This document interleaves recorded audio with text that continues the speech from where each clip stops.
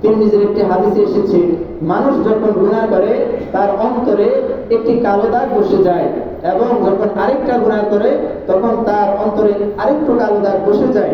এইভাবে কালো দাগ বসতে বসতে গুনাহ যত বেশি করে তার অন্তরে একটি কালো দাগ বড় হতে থাকে।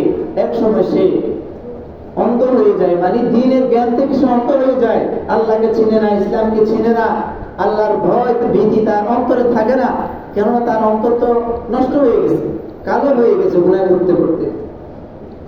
আর বান্দা যখন তাওবা করে, বান্দা যখন গুনাহ থেকে ফিরে আসে, বান্দা যখন আল্লাহর কাছে নিজের গুনাহগুলোকে সঁপে দিয়ে, নিজের ভুলকে স্বীকার করে আল্লাহর কাছে চোখের পানি ছেড়ে দিয়ে আল্লাহর কাছে বলে, আল্লাহ আমি গুনাহ করেছি, আমি আর ভবিষ্যতে গুনাহ করব না, আমাকে ক্ষমা করে দাও।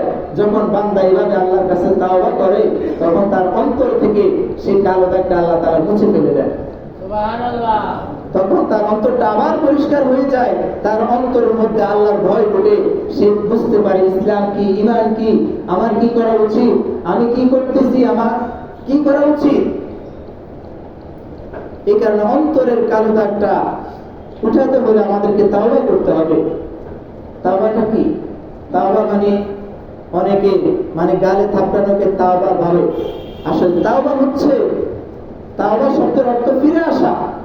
তাওবা মানে গুনাহ থেকে ফিরে আসা, যে আমি এতদিন এই অন্যায় কাজে ছিলাম, আমি আর এই অন্যায় কাজ করব না, আমি এই অন্যায় কাজ থেকে ফিরে আসলাম, এটার নামে তাওবা।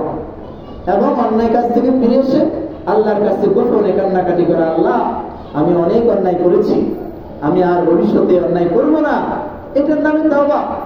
তাওবার বিশেষ কোনো কিছু নেই, বিশেষ কোনো দোয়া নেই।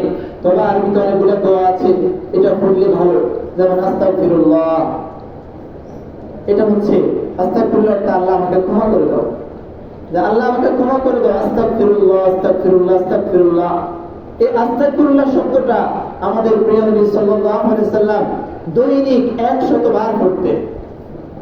যেই নবীর আগেও কোনো গুনাহ নেই, পরেও কোনো গুনাহ নেই, যেই নবী ছিলেন মাসুম নিষ্পাপ, যেই নবী আমাদেরকে জান্নাতে সুপারিশ করে নিয়ে যাবেন, সেই নবী দৈনিক 100 বার ইস্তিগফার করতে, মানে আস্তাগফিরুল্লাহ আস্তাগফিরুল্লাহ এটা বলতে।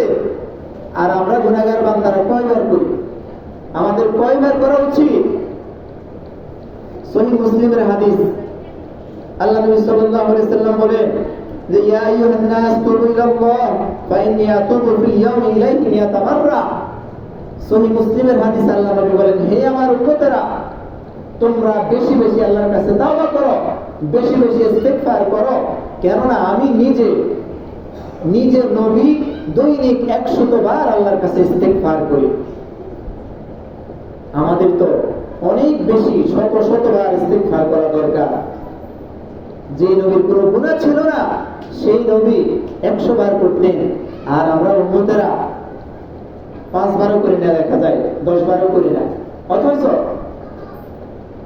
ডেইলি আমাদের শত শত বার ইস্তিগফার করা দরকার। যখনই আপনি গুনাহ করেন, সাথে সাথে আপনি পড়েন আস্তাগফিরুল্লাহ আস্তাগফিরুল্লাহ, যে আল্লাহ আমাকে মাফ করে দাও, আল্লাহ আমি গুনাহ করেছি, আমাকে মাফ করে দাও, এটা বলা উচিত। তা আবার সবচেয়ে ছোট দোয়া এটা, যে আস্তাগফিরুল্লাহ, আল্লাহ আমাকে মাফ করে দাও। আরো দোয়া আছে।